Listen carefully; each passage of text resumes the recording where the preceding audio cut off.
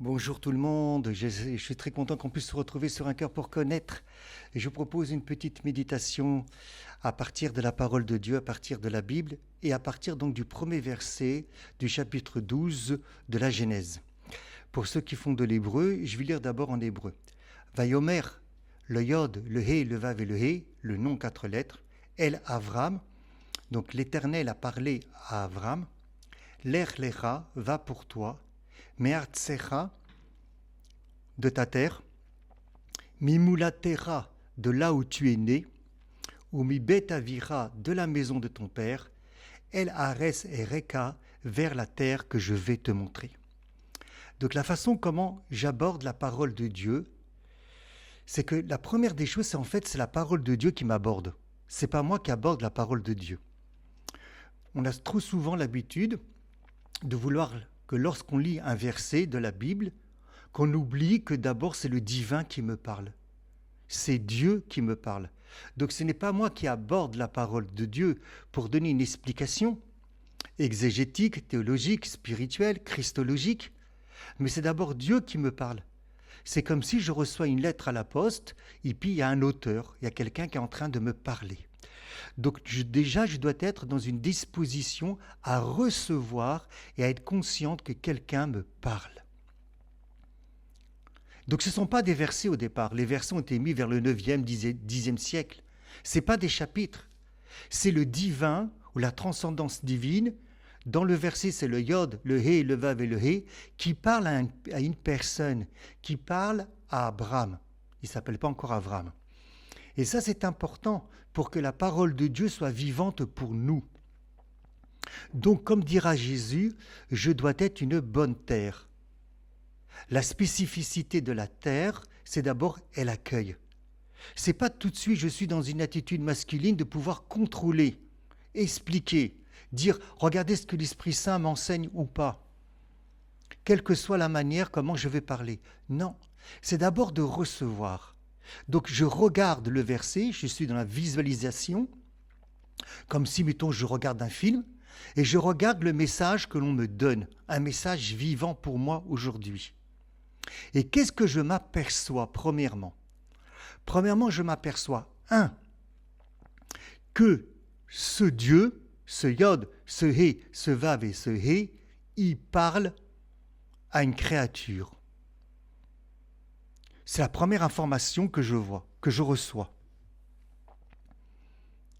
Donc ça veut dire qu'il rentre en relation avec la créature. Donc ça veut dire que puisque le divin rentre en relation avec la créature, c'est que la créature est importante à ses yeux. On n'est même pas encore dans les évangiles, on n'est même pas encore dans l'incarnation du divin. Et pourtant, je suis déjà dans cette lecture, dans ce dialogue, où le Créateur, le Yod, le He, le Vav et le He, me donne comme information, tu sais, je te parle. Donc ça veut dire que tu es important à mes yeux. Comment est-ce que je me regarde ? Comment est-ce que je me définis ? Est-ce que je suis important ? Parce que pour le divin, je suis important. Et comment je sais que pour le divin, je suis important ? Parce que tout d'un coup, je reçois une lettre et on me dit que l'Éternel a parlé à une personne. Il lui parle. Parler à quelqu'un, c'est de lui donner de l'importance. Pourtant, c'est un Dieu transcendant. C'est le Yod, le He, le Vav et le He. Même si, d'après la mystique juive, ça nous renvoie à la miséricorde divine. Mais généralement, le Yod, le He, le Vav et le He nous renvoient à la transcendance divine. D'ailleurs, c'est pour ça que ce nom-là n'a pas été utilisé directement par l'être divin pour créer le monde. C'est le nom de Elohim qui a été choisi. Parce que ce Yod, ce He, ce Vav et le He, il est totalement dans une transcendance incroyable. Et pourtant, il lui parle à une personne. Ça veut dire qu'il se rabaisse déjà. Ça veut dire qu'il lui donne de l'importance. Ça veut dire que Abraham a de la valeur. Ça veut dire que tu as de la valeur. Quel que soit ton état, quel que soit ton parcours, quelle que soit la façon comment tes parents t'ont regardé, quelles que soient tes blessures, quel que soit comment les personnes te regardent, ton conjoint, tes amis, dans le milieu professionnel, laisse-toi regarder par le regard divin. Lui te parle chaque jour. parce que tu es important à ses yeux. Et la première chose autre information que je vais recevoir, c'est que il va dire à ce personnage, à Abraham, pour commencer véritablement à être en relation avec le divin, il lui donne un ordre. Il lui parle de manière impérative. Comment est-ce que nous voyons, nous, l'obéissance? De manière négative, vis-à-vis de l'éducation qu'on a pu recevoir, ou bien vis-à-vis de l'histoire de la famille, l'histoire du pays, l'histoire de la société. On n'aime pas recevoir des ordres, puisque Dieu est amour, Dieu donc ne donne pas d'ordre. Mais peut-être que pour le divin, et sûrement pour le divin, donner un ordre à quelqu'un, c'est l'aimer. C'est comme ça aussi que l'on aime, qu'on lui veut du bien.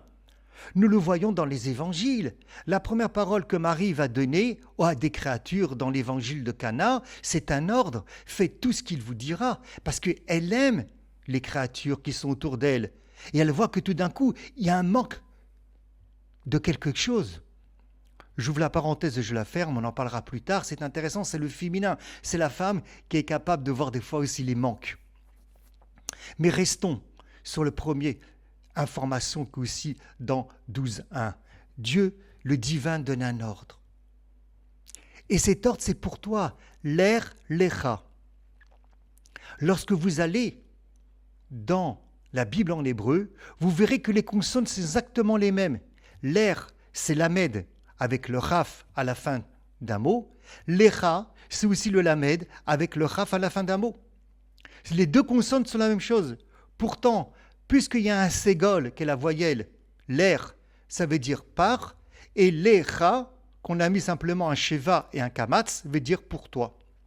Les consonnes sont les mêmes. Va pour toi, c'est pas deux mots différents, c'est exactement les mêmes lettres. Et là, il y a une signification incroyable. À quoi nous renvoie la lettre lamed et à quoi nous renvoie la lettre raf, mais qui descend en bas de la ligne. Je vous laisse y réfléchir, peut-être pour les prochaines fois. En tout cas, les personnes qui seraient intéressées à vouloir prendre des enseignements, parce que vous voyez bien que sur une audio ou sur une vidéo, ce n'est pas évident de rester longtemps. Vous pouvez le mettre dans WhatsApp, vous pouvez me contacter directement. Je donne des enseignements privés pendant 3/4 d'heure, voilà, on peut partager. Ou bien, s'il y a des gens qui sont intéressés, nous pouvons monter un groupe, je l'ai fait déjà à plusieurs reprises, et proposer une conférence, des enseignements à partir de la Bible, à partir de la parole de Dieu, de cette manière-là, avec bien sûr avec un regard christologique, comme je viens de le faire de suite, en basculant tout de suite sur Cana. En tout cas, il lui dit, l'air, l'écha, va pour toi. Quitte. Vous voyez, la première chose, c'est important, c'est de quitter des choses que chacun peut savoir ce qu'il a. Mais on ne peut pas quitter des choses par soi-même. Nous devons recevoir une autorité divine, un ordre divin, ou déployer l'autorité divine que nous avons à l'intérieur de nous, cette puissance divine. Comme dira Paul, ce n'est plus moi qui vis, c'est le Christ qui vit en moi. Et on demande au Christ, mais de quelle autorité tu parles? Avec quelle autorité tu parles? C'est-à-dire qu'il y a une autorité à l'intérieur de moi qui me dit de partir, de quitter certaines choses. L'information que je reçois, c'est 3 choses ici. La terre, l'endroit où je suis né et la maison de mon père. Nous reviendrons peut-être sur ces 3 choses que la parole divine me dit, ces 3 réalités. Mais ce n'est pas quitter pour quitter, c'est d'aller vers la terre que lui va me montrer, pas m'indiquer.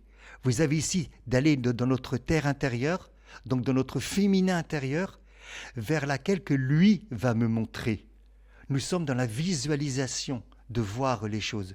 Oui, parce que d'abord, premièrement, c'est de la terre que tout pousse. Les bonnes choses comme les orties. Voilà un début, si vous voulez, de méditation, de contemplation sur un premier verset de la Bible que j'ai choisi. Mais imaginez-vous qu'on passerait du temps à faire ça sur pratiquement tous les versets de la Bible. Vous imaginez comment est-ce que la parole de Dieu deviendrait véritablement une nourriture pour nous, comme Jésus le dit et qu'il reprend ce qui est écrit dans le livre de Deutéronome. On ne vit pas simplement que du pain matériel, mais la parole divine est une nourriture intérieure pour mon corps, pour mon âme, pour mon cœur, pour ma psychologie, pour ma perception. Que Dieu vous bénisse et toujours dans la joie. À la prochaine.